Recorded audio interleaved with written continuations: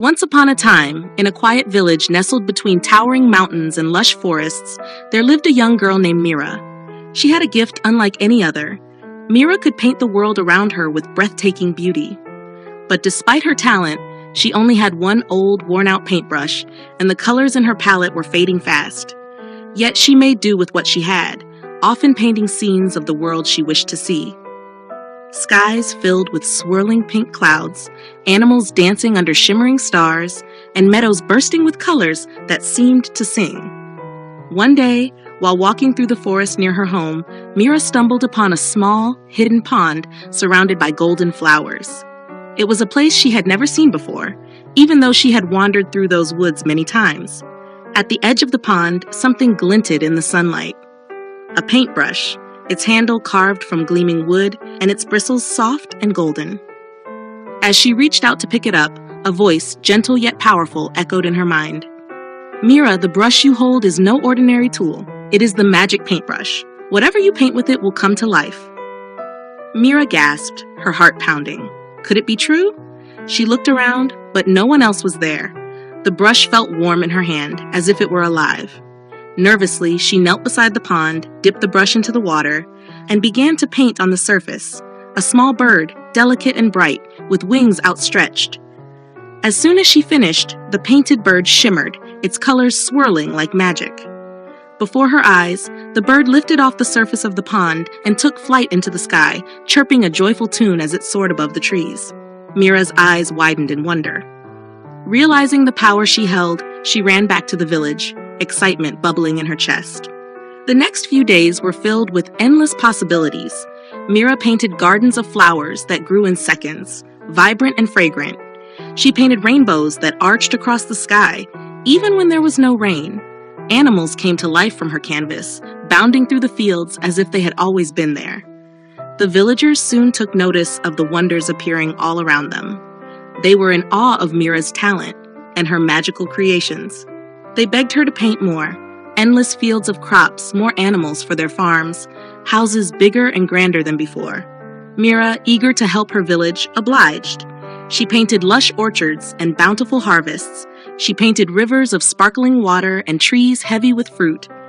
Every stroke of her brush brought life and joy to the once simple village. But as time went on, the villagers became greedy. They demanded more and more from Mira, asking for things beyond what they needed. They wanted golden palaces, towers that touched the sky, and riches beyond imagination. The once peaceful village began to change. People fought over the painted creations, arguing over who deserved the finest homes or the most beautiful gardens. The harmony that once existed was slowly unraveling. Mira began to feel the weight of her brush. She had thought her gift was a blessing, but now it seemed like a burden. One evening, as she sat by the magical pond where she had first found the brush, she whispered her worries into the quiet air. Suddenly, the voice from before returned. "Mira, the magic paintbrush is powerful, but it is not meant for greed. Its true purpose is to bring joy and harmony, not wealth and envy. You must decide what kind of world you wish to create." Mira realized then that the power of the brush wasn't just in its magic, but in the choices she made with it. The next morning, Mira gathered the villagers in the town square. She held the magic paintbrush high, its golden bristles gleaming in the sunlight. "I can no longer use this brush to paint what you desire," she said, her voice firm but kind. "This magic was never meant to create greed or jealousy. It is meant to bring beauty and peace to our lives." The villagers, hearing the wisdom in her words, began to understand the damage their desires had caused. Slowly, they apologized, realizing they had taken for granted the simple beauty Mira had once brought into their lives.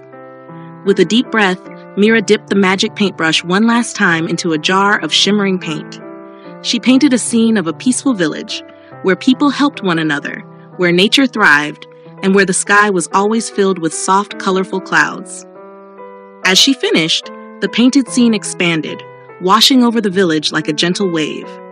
The grand, unnecessary creations began to fade away, replaced by the simple beauty that had once made their village special. The magic paintbrush, having fulfilled its purpose, vanished from Mira's hand, leaving only the quiet hum of the wind through the trees and the soft glow of the golden pond in the distance. From that day on, the village flourished, not because of magic, but because its people had learned the value of contentment, kindness, and the beauty in the world around them. And though Mira no longer had the magic paintbrush, she still painted every day, creating wonders with her heart and her hands, knowing that the true magic had always been inside her. Want to hear more amazing tales like this? Hit the like button and subscribe for more adventures.